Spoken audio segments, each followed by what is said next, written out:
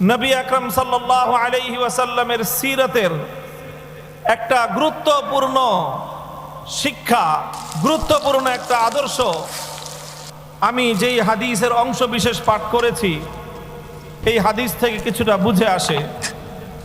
এবং নবীজির নবুয়ত লাভ থেকে শুরু করে আল্লাহ পয়গম্বরের ওয়াফাতুন নবী পর্যন্ত, বেসাতুন নবী থেকে ওয়াফাতুন নবী পর্যন্ত 23 বছরের এই সুদীর্ঘ জীবনে নবীজির অনুসৃত একটি গুরুত্বপূর্ণ নীতিমালা যেটা আমি আলোচনা করছি সেটা হলো এই: আল্লাহর নবী এসেছিলেন আমরা জানি এমন এক সময়ে, যেই সময়কে ইতিহাসে আইয়ামে জাহিলিয়াত বলা হয়ে থাকে, বর্বরতার যুগ বলা হয়, অন্ধকারের যুগ বলা হয়।